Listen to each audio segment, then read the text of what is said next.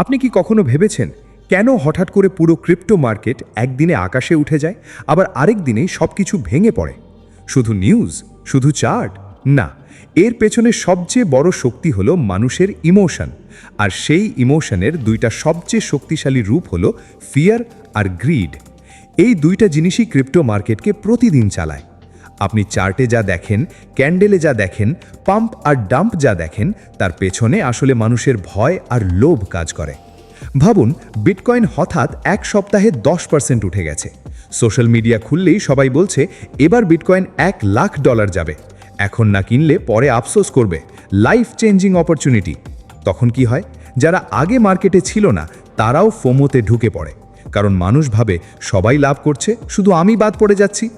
এই অনুভূতিটাই হলো গ্রিড, অর্থাৎ আরও বেশি লাভ করার লোভ। এই গ্রিড যখন বাড়তে থাকে তখন মানুষ লজিক দিয়ে নয়, ইমোশন দিয়ে সিদ্ধান্ত নিতে শুরু করে। কেউ চার্ট দেখে না, রিস্ক দেখে না, প্রজেক্ট আসল না নকল সেটাও দেখে না, শুধু একটা জিনিস মাথায় থাকে যে প্রফিট চাই। আর তখনই মার্কেটে ম্যাসিভ বাইং শুরু হয়, দাম আরও বাড়ে, দাম বাড়তে থাকলে আবার আরও মানুষ ঢোকে। এভাবেই একটা গ্রিড সাইকেল তৈরি হয়। কিন্তু মজার ব্যাপার হলো, মার্কেট কখনো চিরকাল উপরে যায় না। যখন দাম অনেক বেশি উঠে যায় তখন বড় বড় ইনভেস্টর আর ওয়েলরা প্রফিট বুকিং শুরু করে। ধীরে ধীরে সেল প্রেশার বাড়ে। তারপর একদিন হঠাৎ বড় একটা রেড ক্যান্ডেল আসে, তখন সবাই প্যানিক করতে শুরু করে। যে মানুষ কাল পর্যন্ত বলছিল বিটকয়েন টু দ্য মুন, সেই মানুষই আজ বলছে সব শেষ, ক্রিপ্টো স্ক্যাম, মার্কেট ক্র্যাশ হবে। এই মুহূর্তে গ্রিড বদলে যায় ফিয়ারে।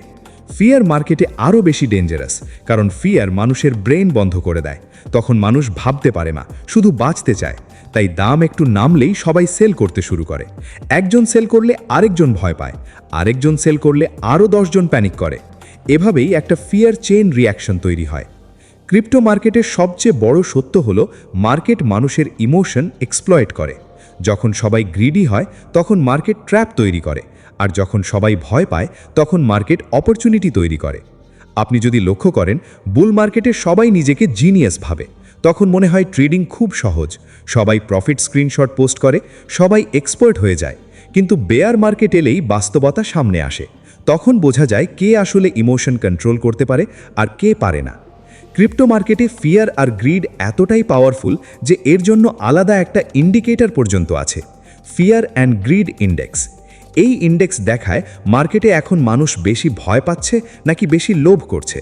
যখন এক্সট্রিম গ্রিড থাকে তখন অনেক সময় মার্কেট কারেকশন আসে, আর যখন এক্সট্রিম ফিয়ার থাকে তখন অনেক সময় স্মার্ট মানি বাই করা শুরু করে। কারণ স্মার্ট ইনভেস্টর জানে রিটেল ট্রেডার সাধারণত ইমোশন দিয়ে ট্রেড করে। রিটেল যখন গ্রিডিতে বাই করে তখন স্মার্ট মানি সেল করে, আর রিটেল যখন ভয়ে সেল করে তখন স্মার্ট মানি বাই করে। এটাই মার্কেট সাইকোলজি। ধরুন একটা কয়েন এক মাসে 5 গুণ বেড়ে গেছে, তখন সবাই সেটার কথা বলছে। ইউটিউব, টেলিগ্রাম, ইনস্টাগ্রাম সব জায়গায় শুধু ওই কয়েন। তখন নতুন ট্রেডাররা লেট এন্ট্রি নেয়, কারণ তারা ভাবে এখনও আরও বাড়বে। কিন্তু বেশিরভাগ সময় ঠিক তখনই মার্কেট রিভার্স করে, কারণ স্মার্ট মানি আগেই এন্ট্রি নিয়েছিল। রিটেল যখন গ্রিডে বাই করে তখন তারা এক্সিট নেয়। আবার যখন বড় ক্র্যাশ হয় তখন সবাই মার্কেট ছেড়ে পালায়। তখন নিউজ চ্যানেলও নেগেটিভ নিউজ দেখায়, সবাই মনে করে ক্রিপ্টো শেষ। কিন্তু ইতিহাস দেখলে বোঝা যায় সবচেয়ে বড় অপরচুনিটি অনেক সময় এক্সট্রিম ফিয়ারের মধ্যেই তৈরি হয়। ক্রিপ্টো মার্কেটে সফল হতে গেলে শুধু টেকনিক্যাল অ্যানালিসিস জানলেই হবে না, নিজের ইমোশন কন্ট্রোল করাটাও শিখতে হবে। কারণ চার্টের বিরুদ্ধে জেতা সহজ হতে পারে, কিন্তু নিজের মাইন্ডের বিরুদ্ধে জেতা সবচেয়ে কঠিন। অনেক ট্রেডার লস করে স্ট্র্যাটেজি খারাপ হওয়ার কারণে না, ইমোশন কন্ট্রোল করতে না পারার কারণে। গ্রিড তাকে বেশি রিস্ক নিতে বাধ্য করে, ফিয়ার তাকে রং টাইমে সেল করায়, তারপর মার্কেট আবার রিভার্স করলে সে রিগ্রেট করে। এই পুরো সাইকেল প্রতিদিন চলতে থাকে, ফিয়ার থেকে গ্রিড, গ্রিড থেকে ফিয়ার, আর এই ইমোশনের ঢেউয়ের উপরেই পুরো ক্রিপ্টো মার্কেট নাচে।